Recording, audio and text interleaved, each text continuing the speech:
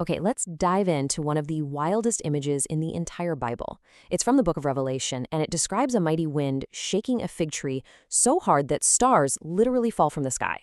Now, that sounds like some kind of cosmic, end-of-the-world disaster, right?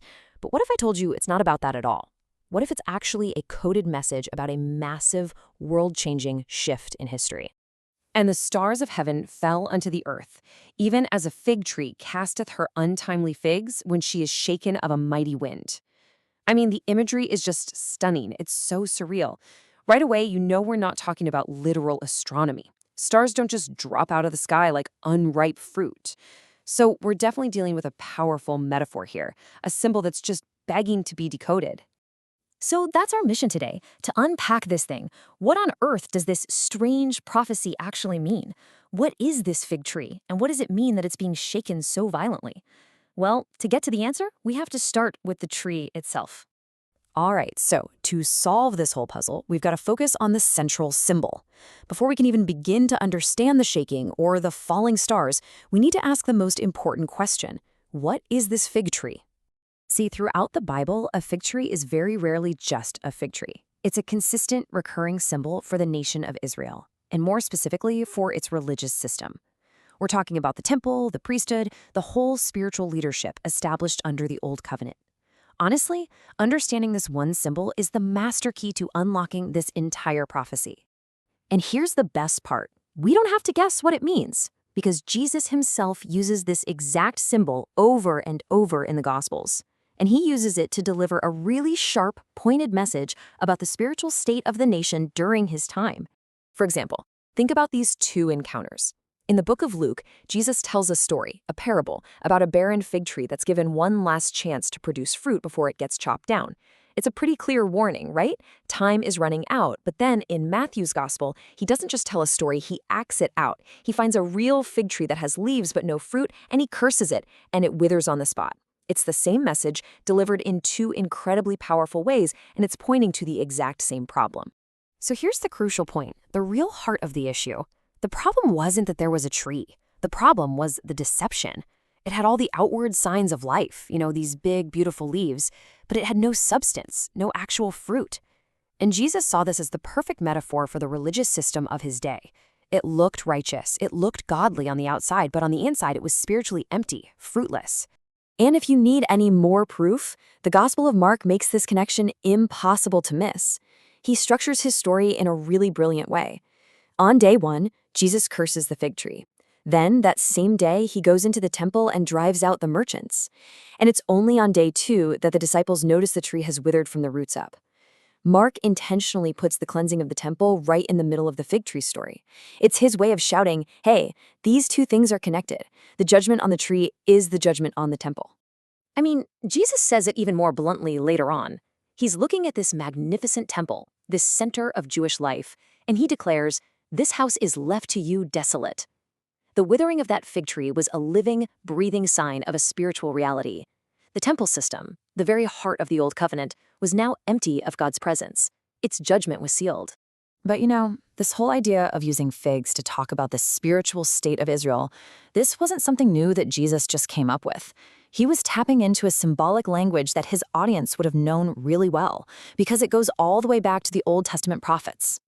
Centuries earlier, the prophet Jeremiah had this vision of two baskets of figs.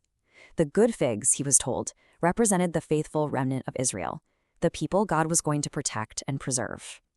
But then there were the bad figs, so rotten you couldn't even eat them.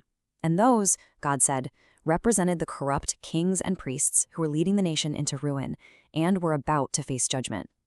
And this is a super important distinction to make. The judgment that's symbolized by these figs isn't some blanket condemnation of an entire people. No, it's a very targeted judgment, aimed squarely at a corrupt, fruitless system and its unfaithful leaders. And at the same time, God is making a promise to protect and preserve those who are faithful to him. Okay, so let's do a quick recap. We've got the symbol of the fig tree as the Old Covenant system. We've seen how Jesus used it to pronounce judgment on the temple. And we've traced that symbol all the way back to the Old Testament prophets. Now, we have all the pieces we need. We're ready to go back to Revelation and finally solve this thing. So let's break down Revelation 6:13. piece by piece. First, the fig tree. We know now that's the spiritually barren Old Covenant religious system. The mighty wind, that's the powerful arrival of God's Spirit, bringing radical change. The untimely figs that get knocked off, those are the corrupt religious leaders, the bad figs being cast down from their positions of power. And the shaking itself, that's the final divine judgment on that entire obsolete system. It's the whole picture Jesus prophesied, laid out in one incredible, powerful image. So what about the falling stars? Well, that's also common symbolic language in the Bible for the fall of ruling powers. You see it elsewhere in Revelation, where a dragon's tail sweeps a third of the stars from the sky. It's a symbol of a great rebellion and a fall from authority. So the stars falling in our verse aren't literal stars. They're the religious authorities, those bad figs being thrown down from their heavenly positions of power and influence. So it's pretty clear the shaking of the fig tree is about the end of an entire era. But here's the thing about the Bible. Every ending is just making way for a new beginning. So what's the ultimate takeaway here? What's the point of all this dramatic prophecy? Well, Jesus gives us the final clue himself. In another place, he says, when you see the fig tree budding, or in our case, when you see it being shaken and replaced, you know a new season is here. You know the kingdom of God is near. The end of that old system wasn't just about destruction. It was the necessary signal that something brand new was about to be born.